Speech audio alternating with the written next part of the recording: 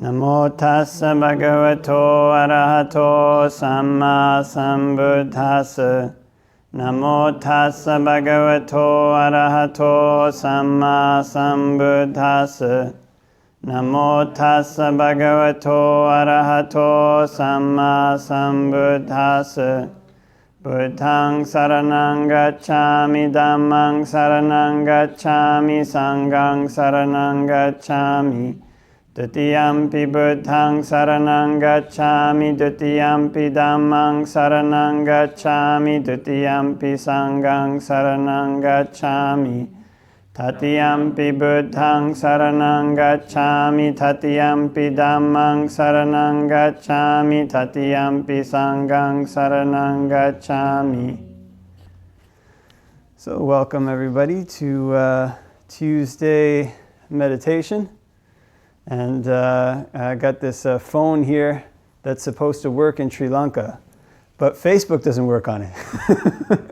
So that's what I was playing with just a little bit earlier. And so it's been a kind of nice week. This week, I guess, was Halloween not too long ago. And it was kind of interesting on Halloween. I was going somewhere. I can't remember where now. I had somewhere to go. I went downtown.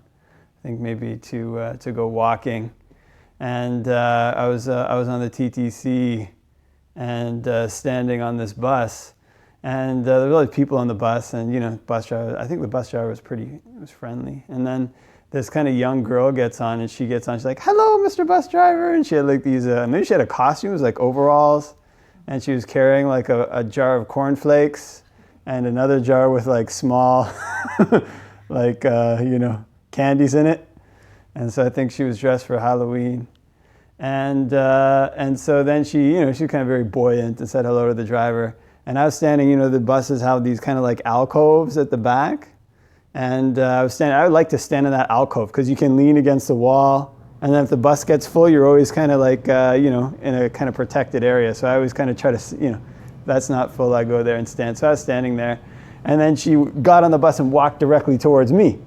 And if you walked on the streets of Toronto as a monk enough times, you get maybe not 100% of the time, but you kind of get a sense when people like want to talk to you for like good reasons and when they just, want to make fun of you or something. So I got the feeling that this girl wasn't that interested in the Dhamma, so I didn't say anything to her.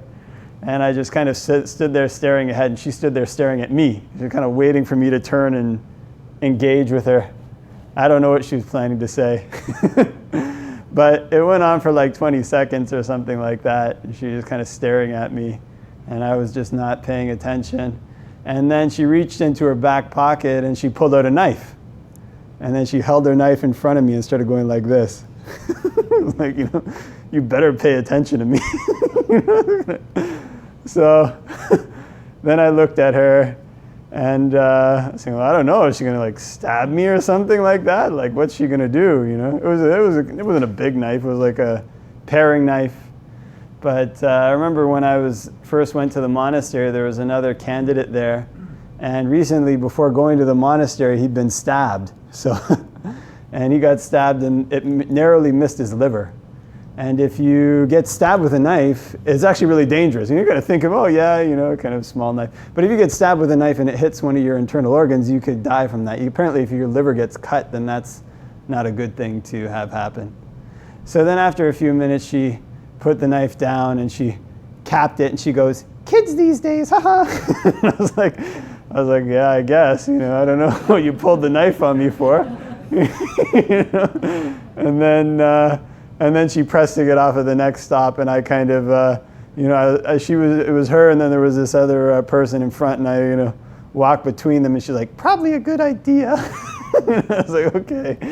So, and I let her get off, and I stood there.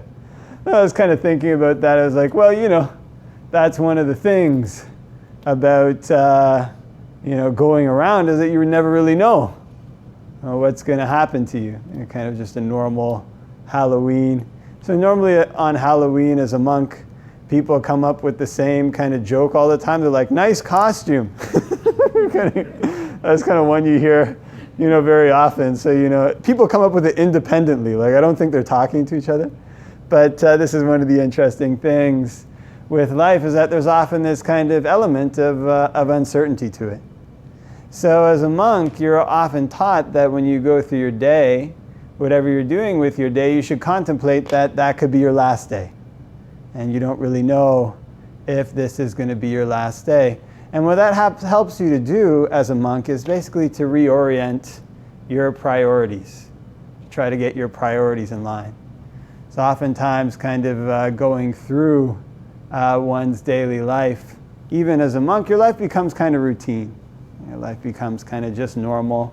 You kind of do the same thing. Actually, it's explicit as a monk, doing the same thing every day. I remember when I first went to stay at the monastery where I ordained, I'd sometimes call back to like my mother and my family, and they'd be like, "So what's new?" I'd be like, "Well, nothing."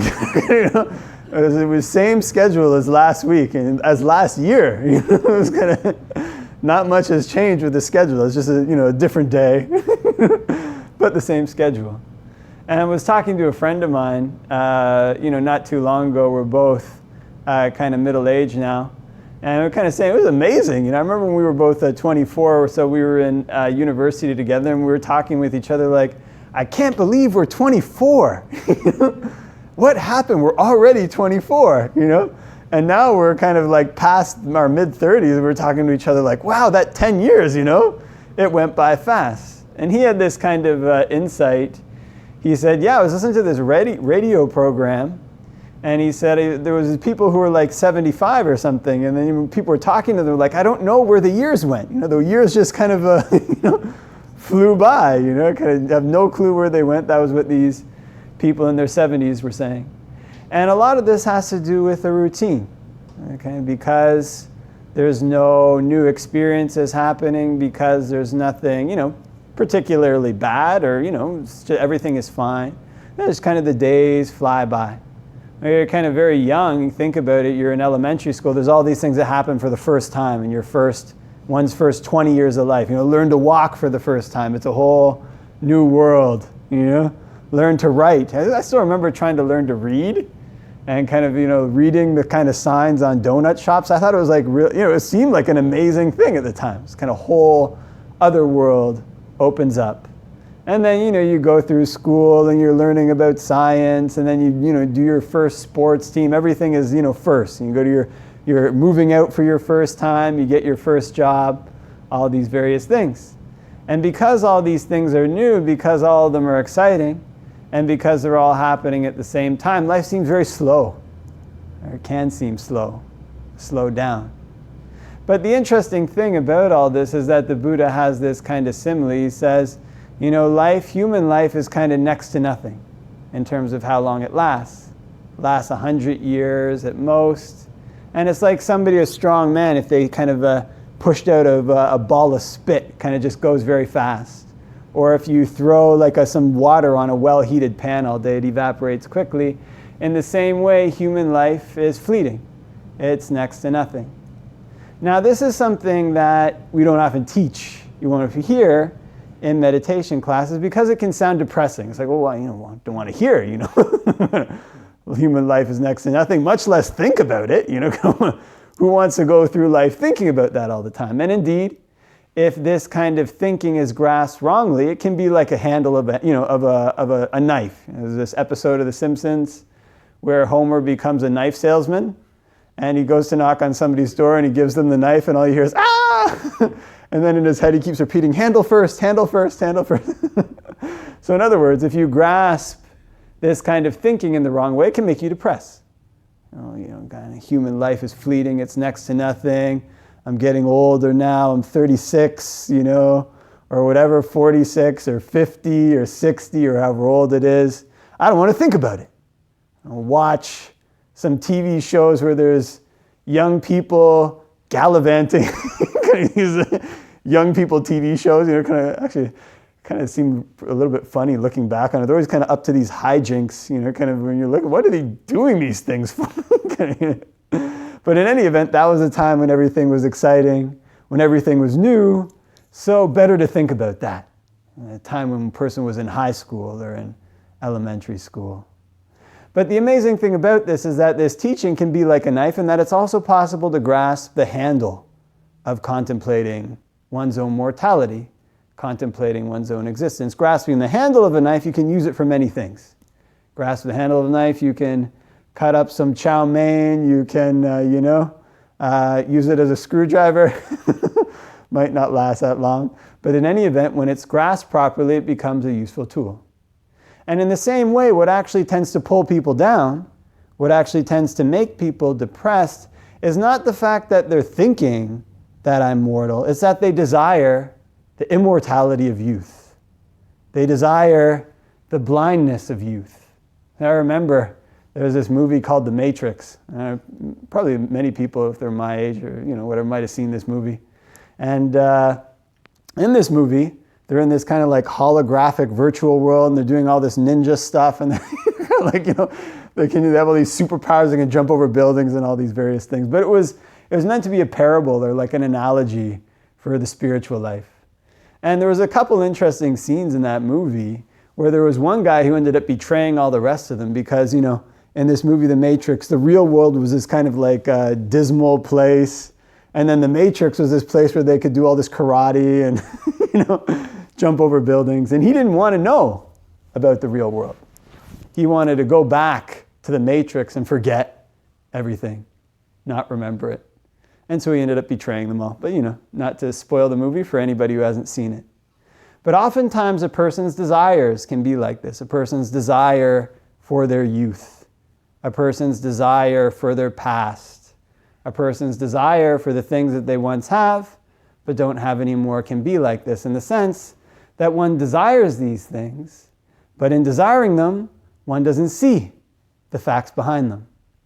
Wherever there's youth, wherever there's birth, it's that leads to aging. If there's no youth, there's no aging. Because there's youth, there's aging. If there's no birth, there's no death. Because there's birth, there's death. So in grabbing onto one's desire for birth, one grabs onto the end of the knife. Grabbing onto the end of the knife, this is what causes people to suffer. It's not the fact of knowing about it, it's the fact of grasping it the wrong way. So as a monk, when one goes through one's day contemplating this all the time, and kind of the Buddha recommends it constantly contemplating one's body, constantly contemplating one's mind. This isn't mine. This doesn't belong to me. Look at the way that I was in the past. Look at the way I am now. Look at the way I will be in the future. What this has the effect of doing is preparing oneself. Preparing oneself for the inevitabilities of life.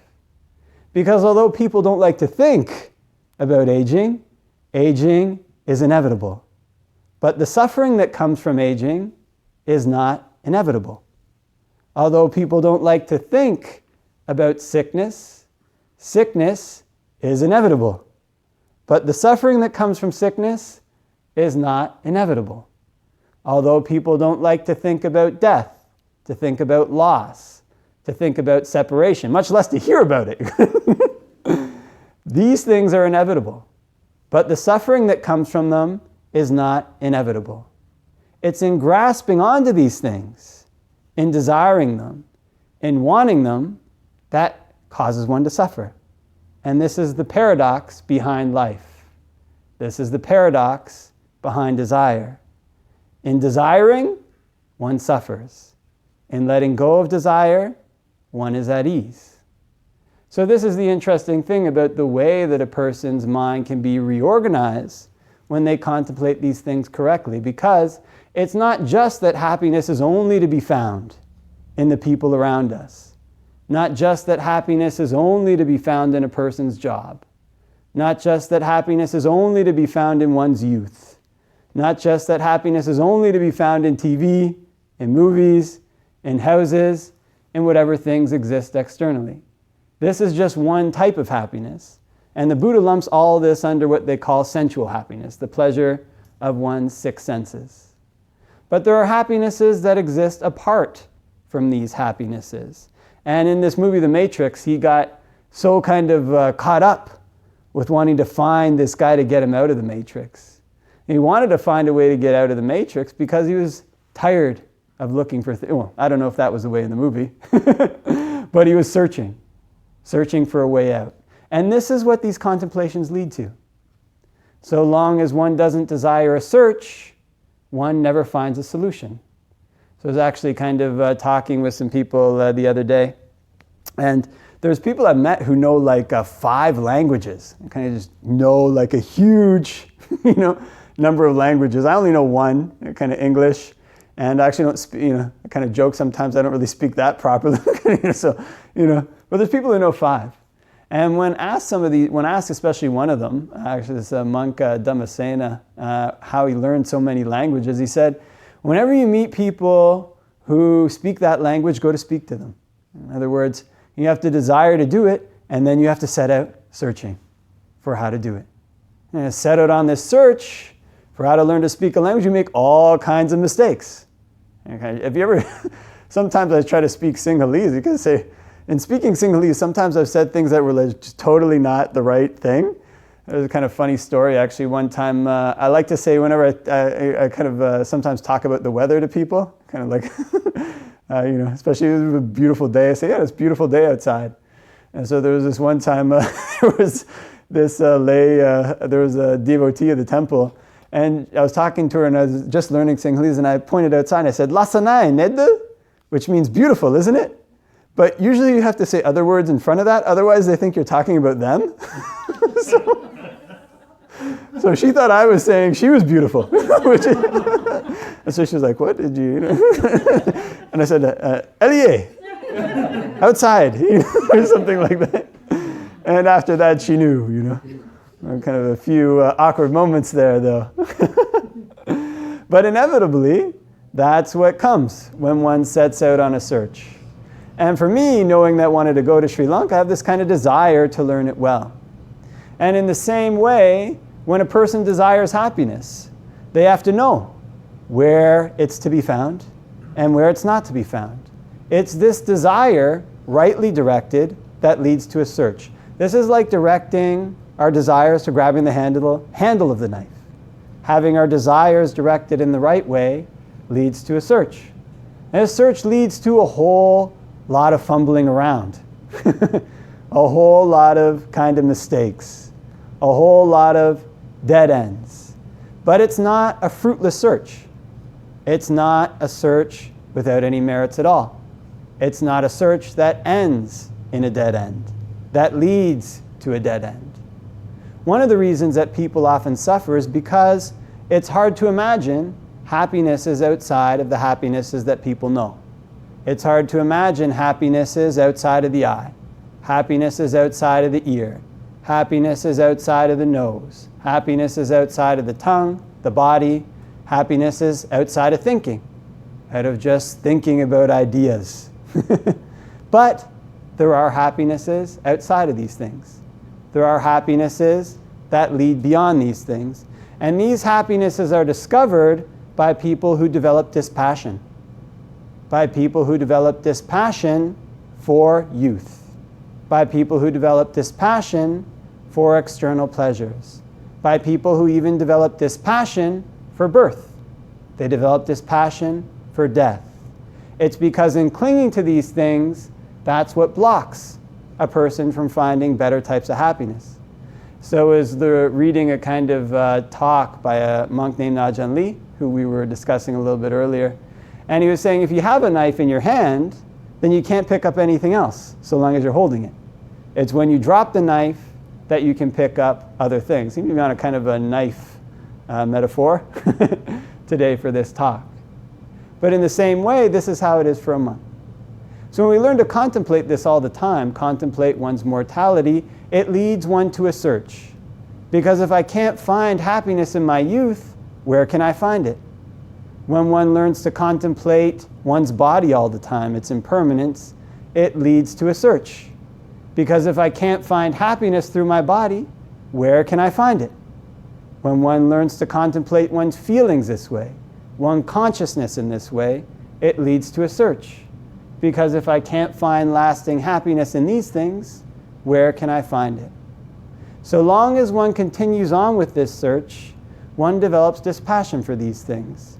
And then when one is faced with death, when one's faced with aging, when one's faced with sickness, one can feel them more at a separation. Although there's sickness, one doesn't have to get struck by it. Although there's aging, one doesn't have to get struck by it. And the Buddha gives this simile for this of these two arrows. It's like somebody getting shot with one arrow and then shooting themselves again. So in other words, we can't escape the painful feelings if some person pulls a knife on us, kind of, maybe stabs us or something. We can't escape painful feelings if our body ages. It's inevitable. But what we can do is separate ourselves from these things. We can remove ourselves at these things so that our mind is more like somebody who's watching somebody lying down when somebody is standing up. So the Buddha gives a further simile for this. He says, imagine there was a cow and a skilled butcher came and cut, lots of kind of like really knife-like similes today, but a skilled butcher came and cut all the skin from the cow, the outer skin. He said, what do you think? If somebody were to take that skin and put it back on the cow, would it still be joined to that cow? And they say no. And he says, in the same way, for somebody, this is the highest goal for everybody who's a practitioner in Buddhism, is to become an arahant. He says, in the same way for an arahant, they feel their feelings disjoined from them. They feel, they feel their bodily sensations, their mental sensations disjoined from them. This disjointment is happiness. That's where happiness comes from, is from the cessation of desire for these things. So the Buddha gives another simile. It's like on a cloudy day. Actually, my friend Ajahn Saleko, who came here last week, he said when he was descending into Toronto, when you're flying in a plane, it's so bright and beautiful. And so you go down to Toronto. Actually, I notice if everybody has ever flown back here in like fall or winter, it's all bright, and then you go through the clouds, it's just dark. It's like, what happened? You're going to go down through the clouds, it's dismal. And in the same way, when the mind is clouded by desire, when the mind is clouded by sensuality, when the mind is clouded by this wishing for youth, wishing for life, wishing for pleasant sensations, it's like it's covered by clouds. It's like one can't see the happiness that's underneath that. But when those clouds are dispelled, then one's mind becomes bright. So this is one of the true possibilities of our practice of meditation, is not just to gain a little bit more happiness so that one can go through one's life in a normal way. And that is possible. But it's to find a happiness that's independent. It's to find a happiness that doesn't rely on the usual things where people search for it. And this is why the Buddha says, for people who practice, they can learn to be an island unto themselves. They can learn to be a refuge unto themselves. They can learn to be a lamp unto themselves, seeking no external refuge. Having the Dhamma as their island, having the Dhamma as their refuge, they find a happiness that's more independent. They find a happiness that changes less and less until they reach a happiness that doesn't change. And this is the purpose of our practice, is to find this happiness, is to gain this independence, is to become an island unto ourselves, to become a refuge unto ourselves, seeking no external refuge. And it's at that point, even if somebody on the bus pulls out a knife and stabs us, we wouldn't suffer from that. Even if we get old, we wouldn't suffer from that. Even if we die, we don't suffer from that. Just that is the ending of suffering. That is Nibbana.